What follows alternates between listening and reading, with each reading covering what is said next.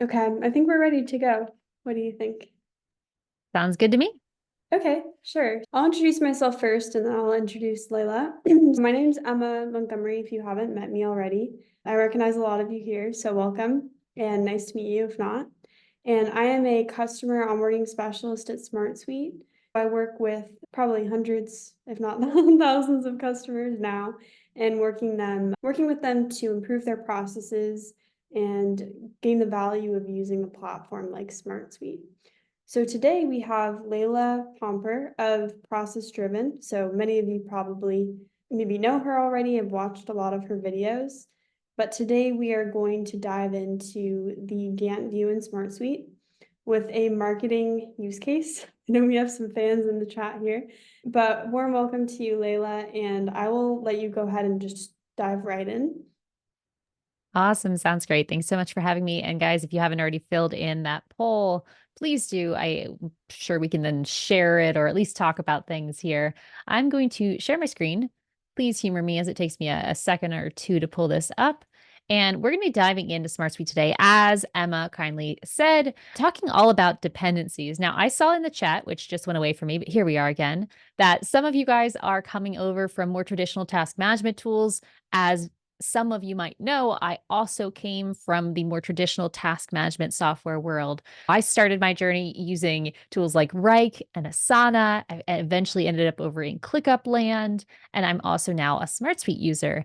And I think as you make these transitions from traditional task-focused tools, particularly things like Asana, Trello, and so on, and you start moving into more database-oriented tools like SmartSuite, one of the things that can hold you back from implementing SmartSuite for your team is this little pesky thing called a dependency. When you're used to thinking about your work in terms of tasks and projects, and today specifically, we're going to be talking about marketing campaigns and content marketing as your main focus area, it can be really handy to keep track of the preferred order of operations. What needs to happen before the next thing? And in the days of old, when it came to database tools, think even on a basic level, a spreadsheet, it can be really hard to tell, what should I do next? What is the most important thing right now? That used to be a challenge even in SmartSuite until this new feature that we're going to be talking about today came out. And it's still in its early days. So I think as we go through today, there'll probably be areas where we come up with ideas even in the chat that hopefully Emma can hear and say, oh, okay, that'll be great for the next version of this feature. But that's what we're going to go through today. We're going to talk about this dependency feature. What the heck is it, in case you're not familiar with the terminology I'm using, and showcase how you can use it in the context of a marketing campaign. Loena asks in the chat, is there a solution we can use to follow along? Absolutely, there is. I think Emma has probably the link because she's always on it, but the task manager solution template is what we're going to be using for this showcase. Yes, just the simple task manager one. I've actually taken that task manager template, which you can see up above, and I've actually simplified it even further, but everything on the screen here is something you can install into your own account with that task manager template. So let me get rid of this. All right, we are back into SmartSuite land. Task Manager is the name of the template that we are using today. And what I want to showcase for you is how we can organize our marketing campaigns inside this task management solution. That's going to be our starting point. So just a quick check-in on the chat right now. How many of you are currently or will in the future organize your marketing inside of SmartSuite? You can just write in the chat, yes, no, maybe. Are you SmartSuite curious? Are you actively using SmartSuite? Okay, great. Fabulous. Planning on it? Yes. All right. So for all of you, what kind of marketing specifically is your top priority? Launching new products, evergreen sales campaigns, seasonal campaigns. Give me an example here in the chat. Let me know what kind of use case you're either already using or you're about to be using. All of the above. Jeff is using blog, calendar, and social. Abby's social and long form. Luena is content management. Osvaldo is sales. Xavier is content. Sorry, I can't speak today. Eric is no, not going to use it for anything, maybe in the future, and about to use it for a mixture. Amazing. Okay, so what I'm going to show you right here is something I think general enough that all of you will be able to implement. Right here in the very first tab, I just have the default kind of base here for the Task Manager template. If you install this in your account, you probably see something similar. And I've made a few modifications just to make this appropriate for marketing. So as we've gone through here, we heard content marketing, blog, website. I've taken the field in SmartSuite that was previously called tags, and I've actually modified this to be called projects. So here was the old name, here's the new name. These projects allow me to organize the different areas of marketing I have. One of these areas could be a work stream. One of these areas could be the launch of my nonprofit choir. One of these work streams could be, or projects could be campaigns for clients. And I've created this field to allow me to organize all of my different actions by these projects right here. And by itself, this isn't really revolutionary. Many of you are already using SmartSuite for this use case, and you might be wondering, okay, cool, I've got my tasks in here. How does this help me use this new fancy feature? The challenge that used to be, as we hit on at the beginning of this little chat here, is if we have a project, like for example, the St. Patrick's Day sales campaign that we want to do, and we have all of these different areas, deliverables, processes we need to implement, the challenge really becomes, how do we keep track of what needs to happen next? What is my next big priority? What is the important thing that's holding everything up? In the days of old, this was really challenging to do, but what we're going to add into this workflow is adding a dependency to make that clearer. Can we get the demo solution? Yes, you absolutely can, Akira. It is Task Manager in the solution template back in the overall SmartSuite account. Adrian and others here who have said that they want to explore using marketing in SmartSuite, but haven't yet set this up, let's follow along with me here in this live stream right now. Let's get this set up. So over here on the right side of your screen, you'll notice I have a new field called dependency. This is quite new. Many of you will not have this in your account yet. By default, the Task Manager solution at the time of recording this does not include this feature. So what we're going to do is add it together. To do that, we're going to click over on the plus side, and you're going to look up the word dependency. This will add the dependency field into your account. Now, obviously, mine's already here. So what is this? Here is what the dependency field looks like. What I'm showing you right here is a standard dependency. And now I've used the word dependency probably 20 times in this presentation so far. What does this mean?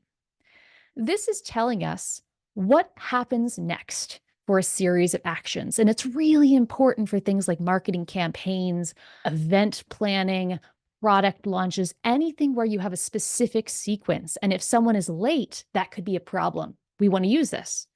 So when we set up this dependency field, that's right here that you could add into your account while you're watching this, we have some options for how we set this up. I'm going to show you what this looks like, and then we'll go into those options. Here you can see some of the tasks I have set up as records in this task manager. One of them is creating a design brief, and then another is publishing the design assets.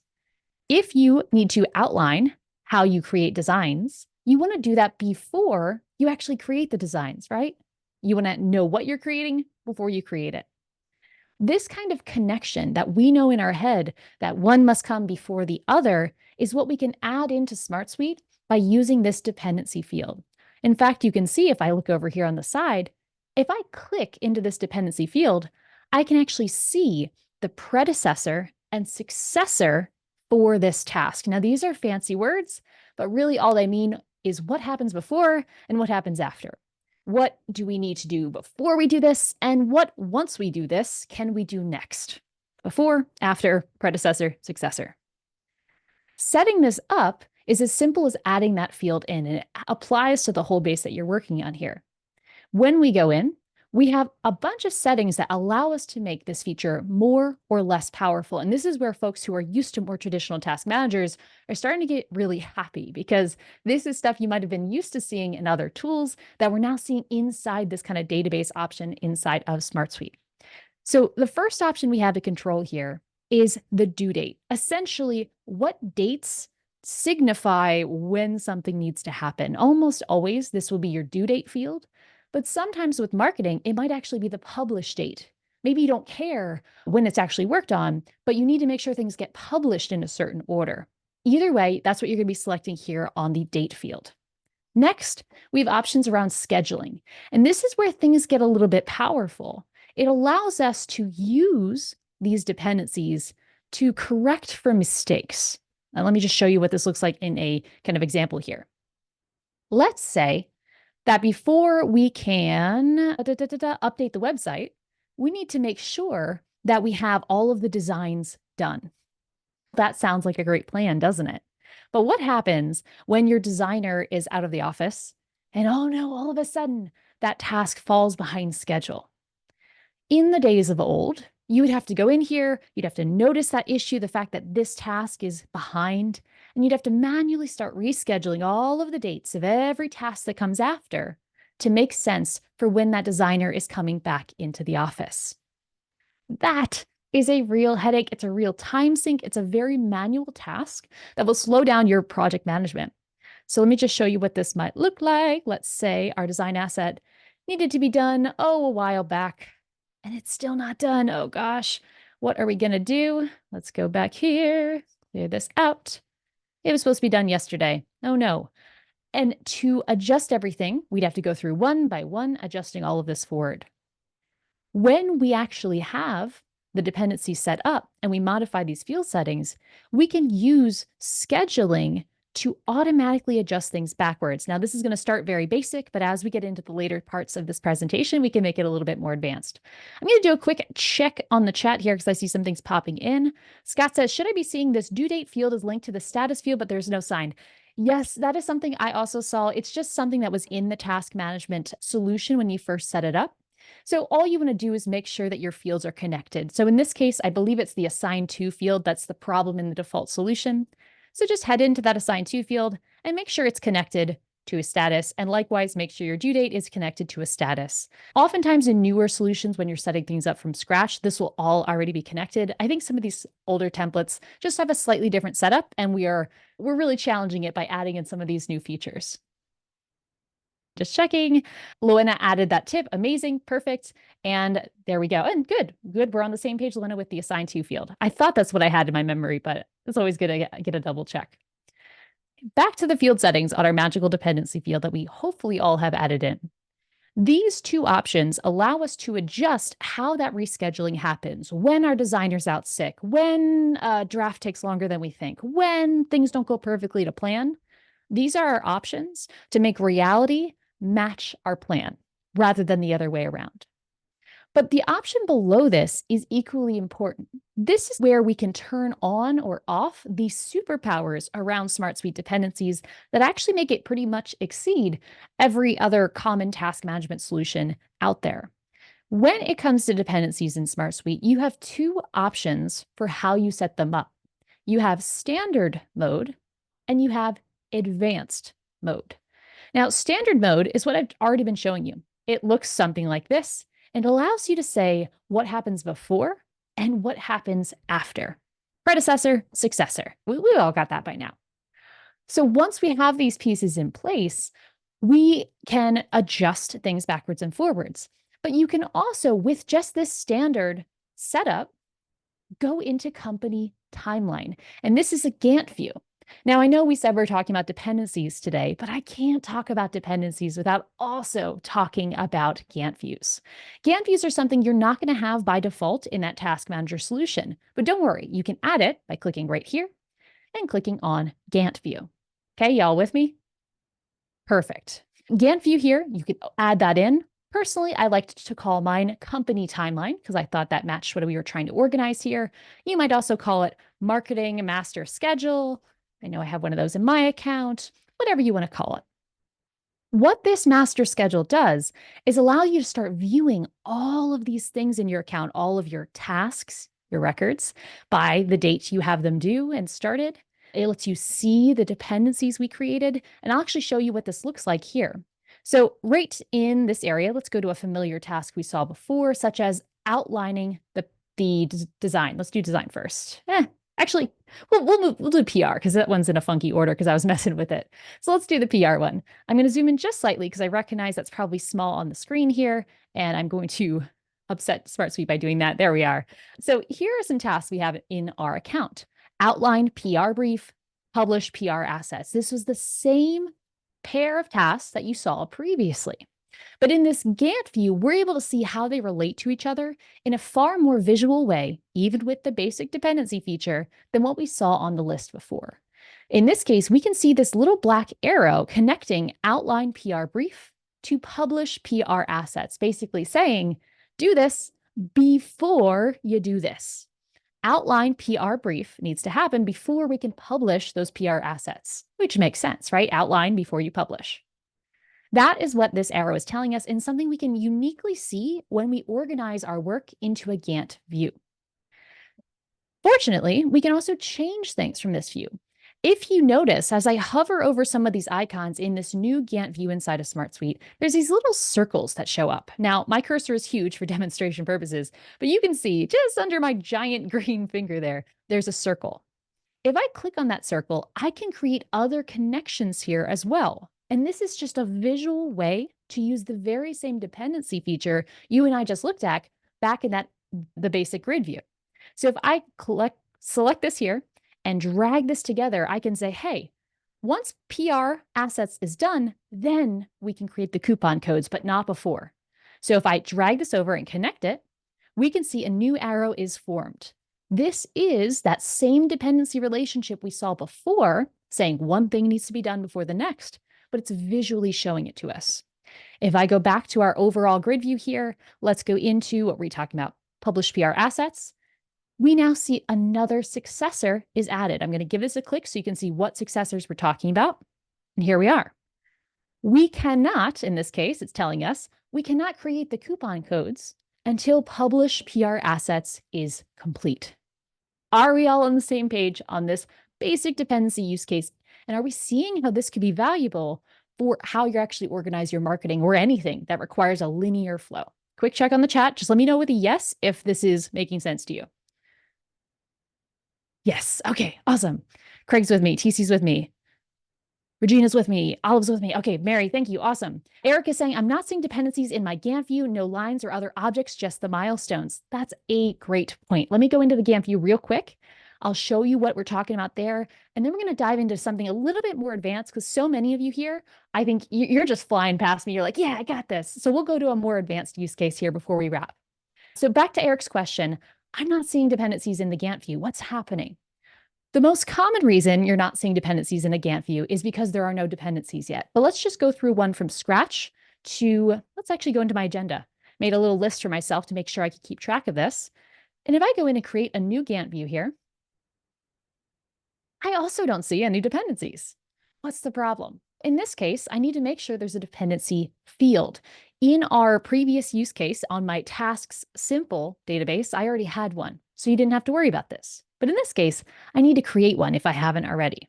So I'm going to add that field in. Now I added the field and I'm still not seeing any dependencies. What is going on? In this case, it's because I haven't actually connected these tasks yet. I haven't told SmartSuite, hey, do this before this. And that's what I would then want to add by dragging those little circles together and connecting everything.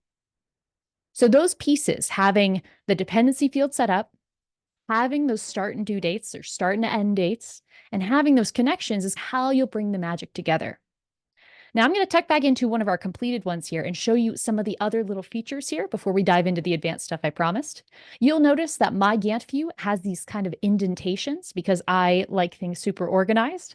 What I've done here is simply grouped my Gantt view by those projects I talked about earlier, essentially making my Gantt view match my overall grid view. So you see project 1, project 2, these are all little toggleable sections, so I can see each project by itself.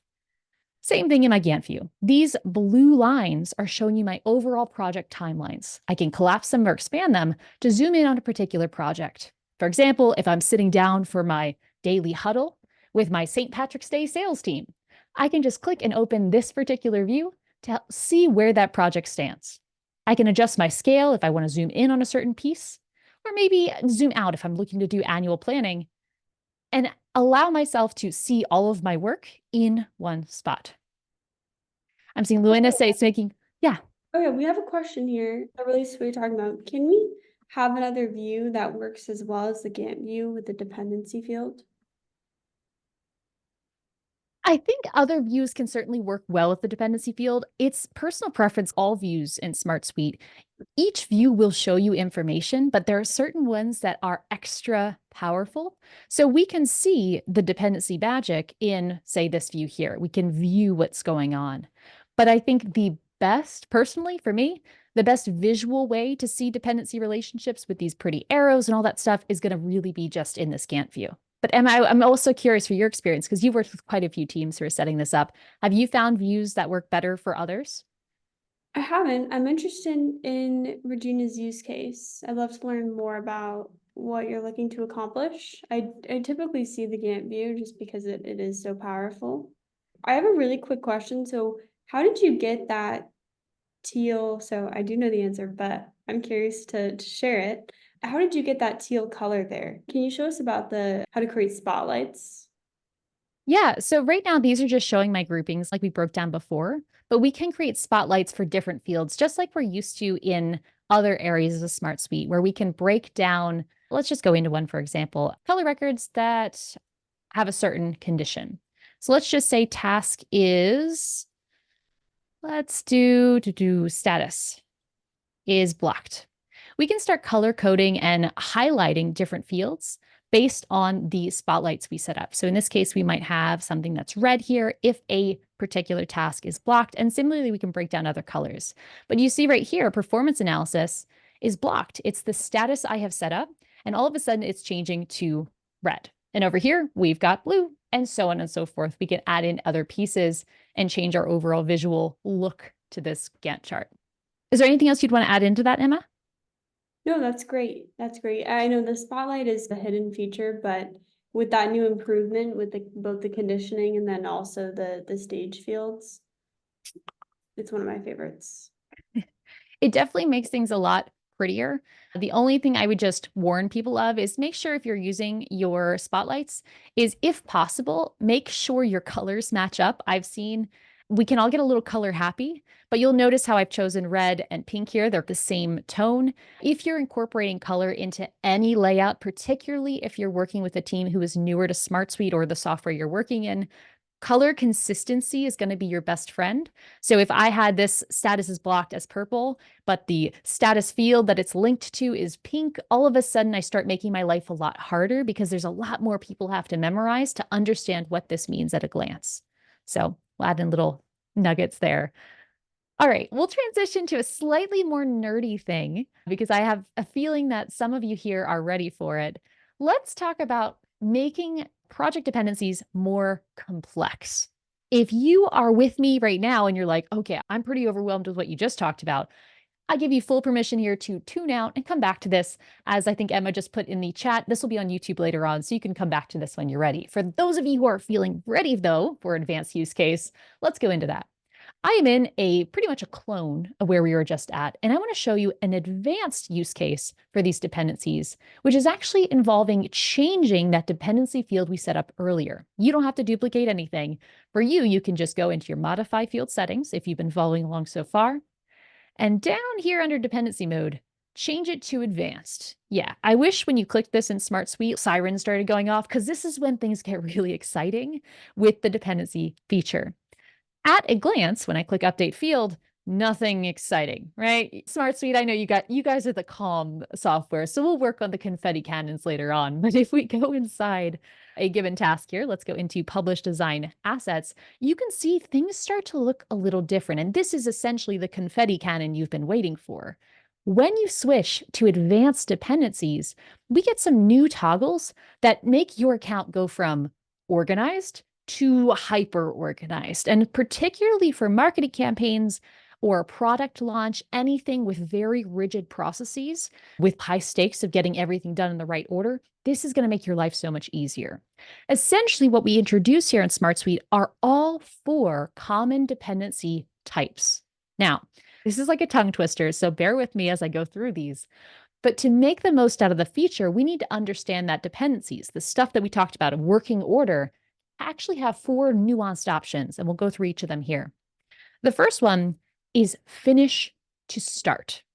This is essentially saying, I cannot start my design until you finish the design guidelines. That needs to be done before I can even start this new one. Makes sense, right? Then there's start to finish. You can start, or I can finish this task as long as you've started the one before it. This is one that's probably not the most common, but let me think of a good example off the top of my head. I should have made a little list here of some of these.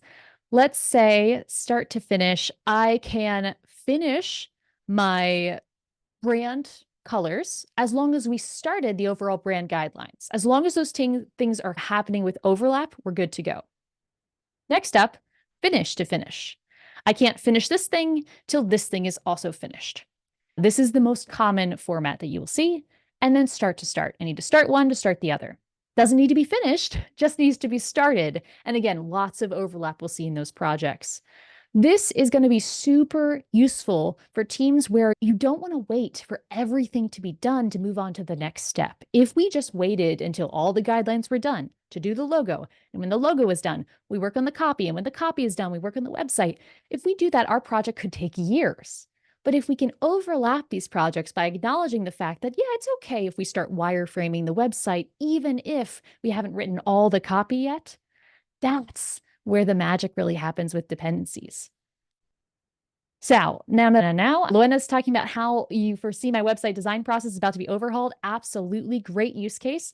Website is actually a really nice one here because like I used before with design and copy, I feel like there's a feud between copywriters and designers. I need all the design before I can write. I need all the writing before I can design. Finally, you can make both parties happy because you've got these different forms of dependencies. You can just say, hey, they both need to be finished for either of them to be finished, or they both need to be started for either of them to be started, and so on.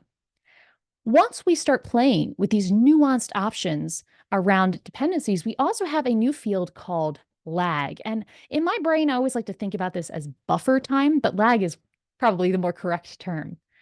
When we have tasks in a series, by default, when we're using simple dependencies back over in this land, there's this assumption that one just follows another.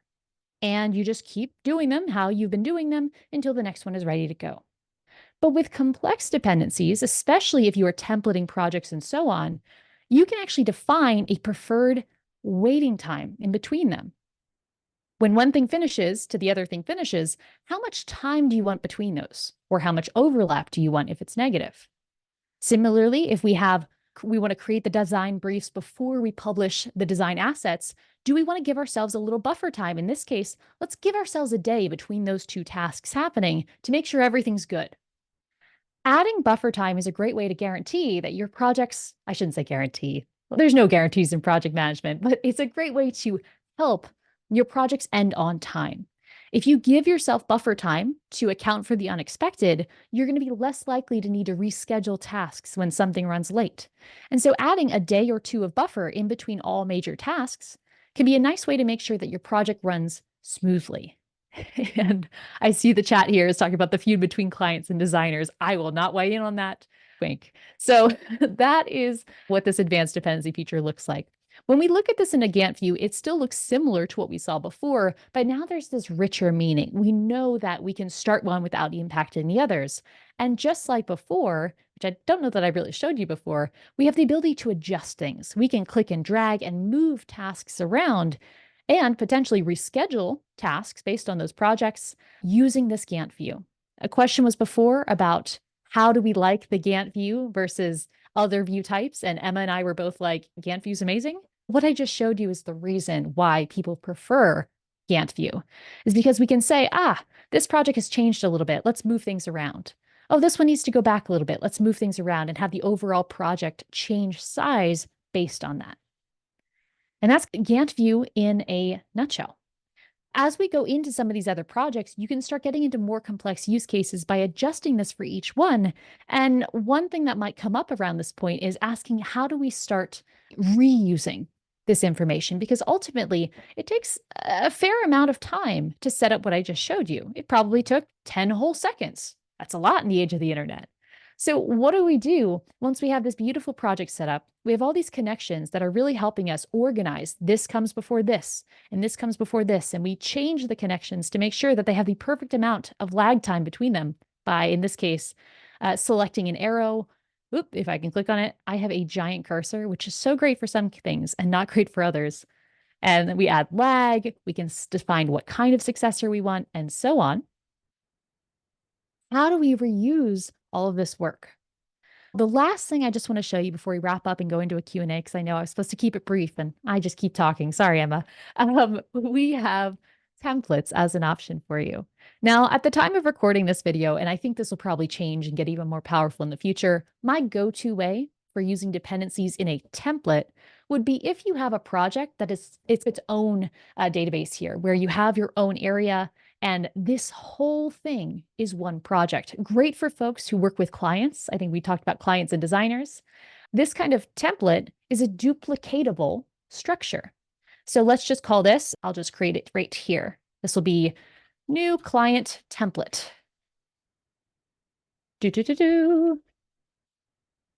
And in this, I have a whole Gantt view of all the steps I want to do in my preferred timeline for actually creating the website for a client. This is my template. When I have a new client come on, rather than recreating all of these tasks and going through and painstakingly creating all my dependencies and types, I could simply duplicate this table, duplicate the space here, and we'll call this, who do we have, who recently talked in the chat? Adrian. This is Adrian. Adrian, you're my client today. Adrian's new website.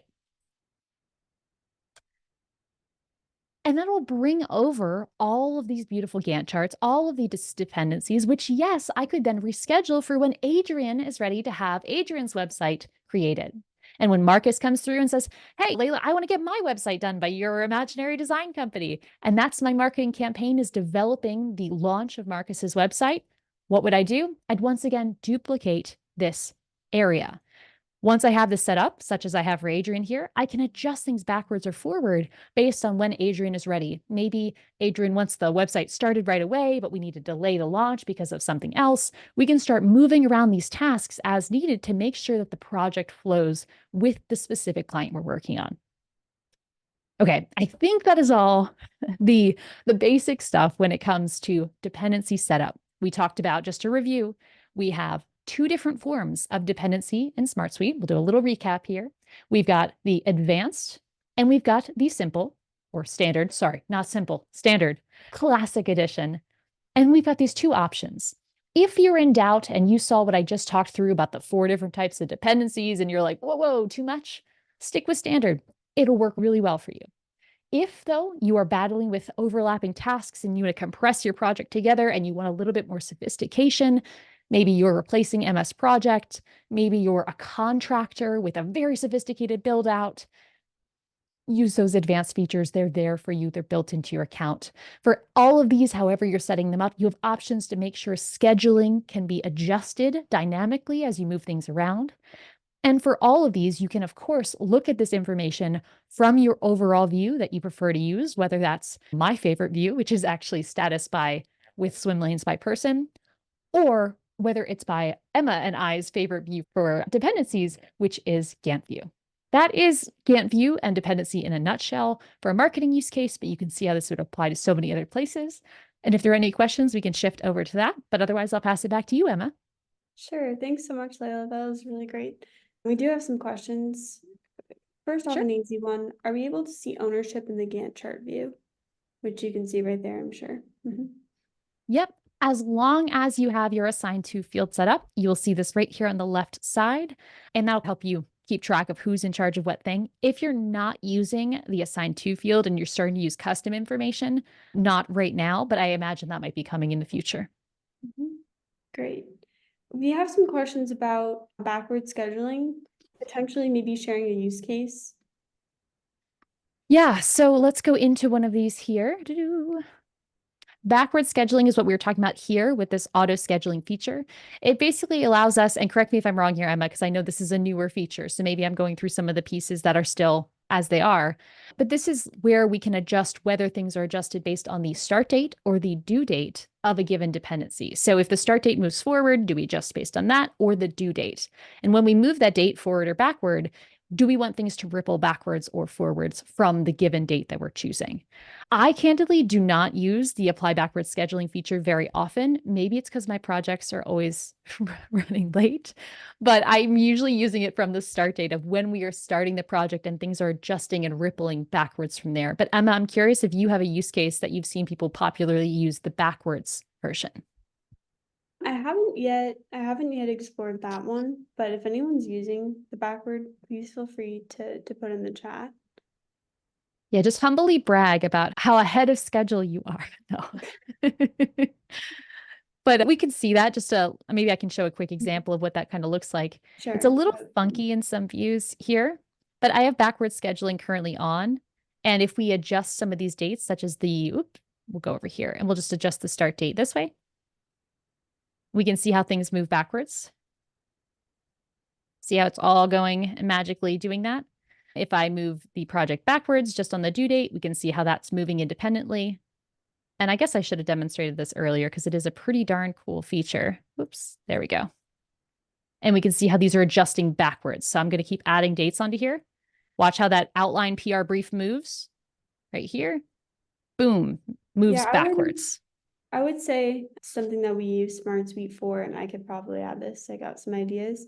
Let's say that this webinar was actually being hosted a week before we intended, and all the steps prior to the webinar needed to be done. That could be a good use case there. So if someone's mentioning like an event or a particular deadline that has a series of tasks or milestones that need to be done, that could be a good one. So we do have a couple more questions. This one is pretty simple. Can we edit the fields that show in the Gantt view?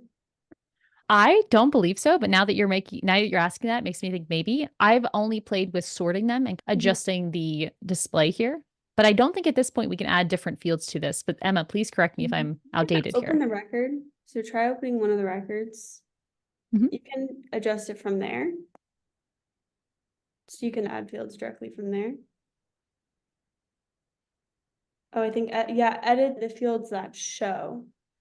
I think they're talking about actually the fields to display. Yeah, this one over here on the left side.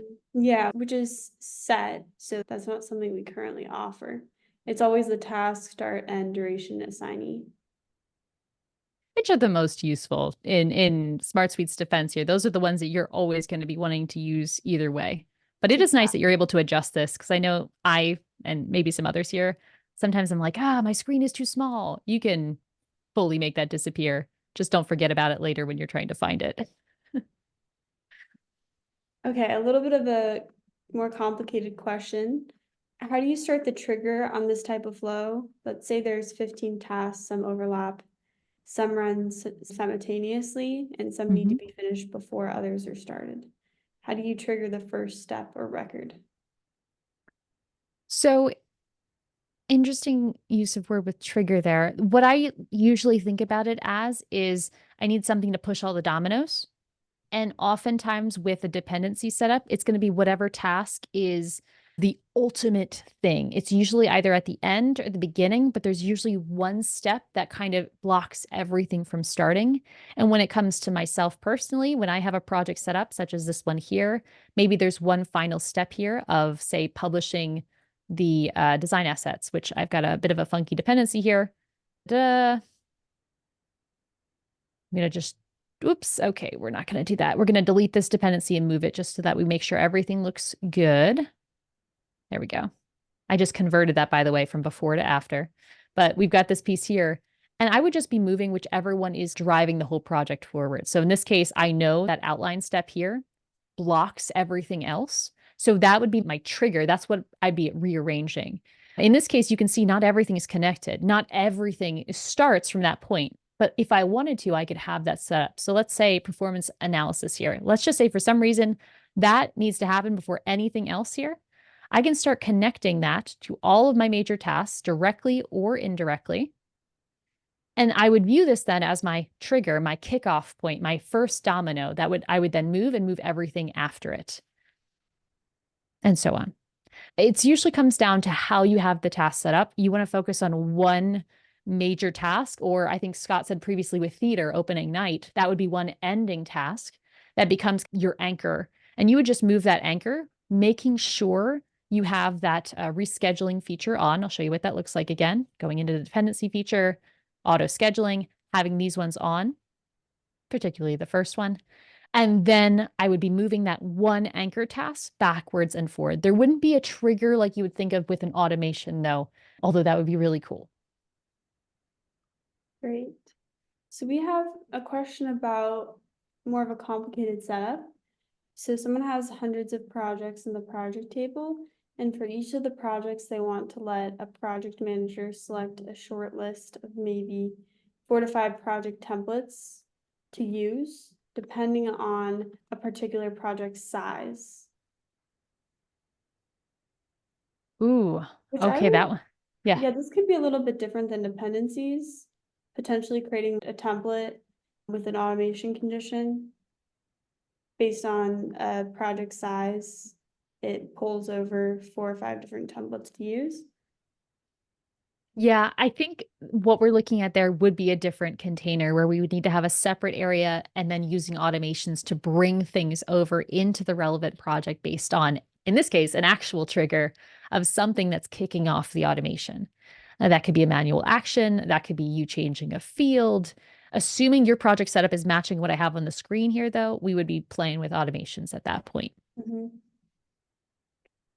Someone's asking, can you explain a bit more about having multiple dependencies in the advanced view interact with each other in the same table and best practices for keeping it manageable? Okay, yeah. I might need a refresher on that second part of the question, but let's focus in on the first one. How do they all interact? I think the best way to view the interaction between your dependent tasks is really looking at this Gantt view. I know I'm a broken record. If you don't like Gantt view, use your imagination. You can see this also on an overall grid view. But the best way to see how they connect and pull together would be by checking this view here, where you can see how that lead and lag, the buffer time, spreads out tasks more or less. And you can see the arrows telling you which is the predecessor, which happens first. So in this case, the arrow direction tells me that this needs to happen before this one.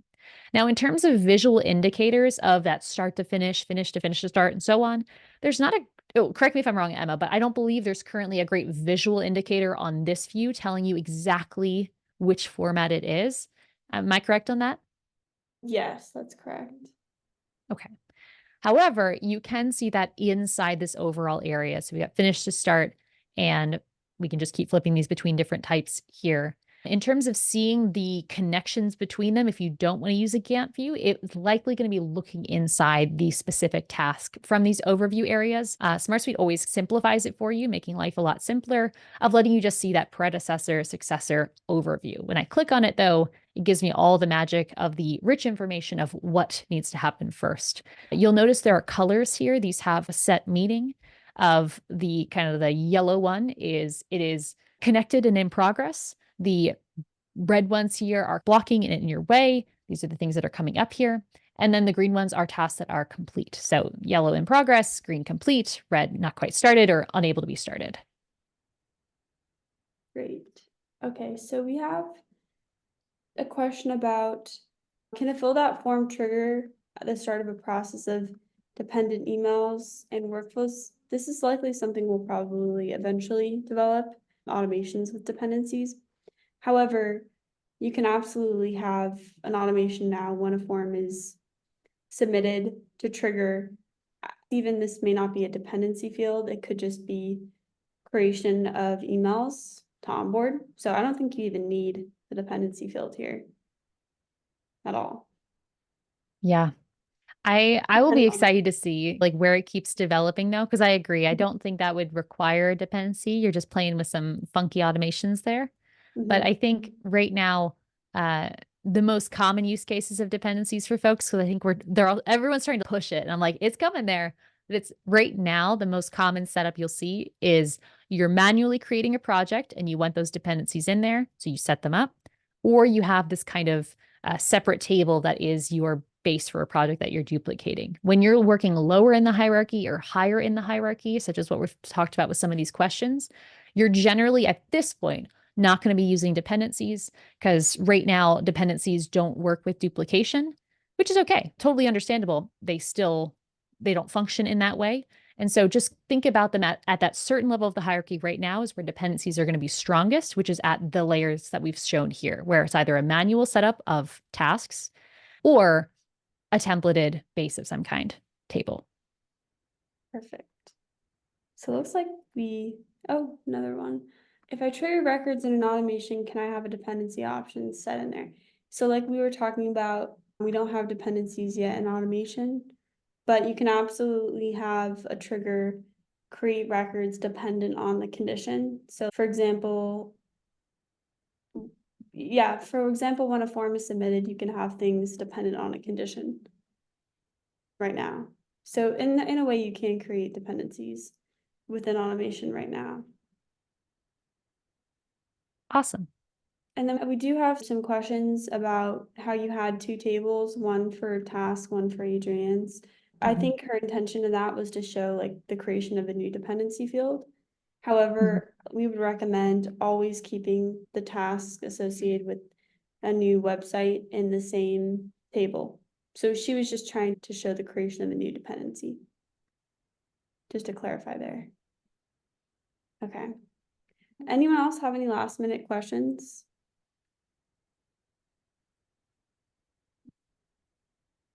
Is anyone excited or ready to start building out their first dependency? I know we had quite a few people. Correct me if I'm wrong, Emma. I believe at the beginning we had some questions come in about, I think about what is it, 38% never set up a dependency. After this, can we have at least one person?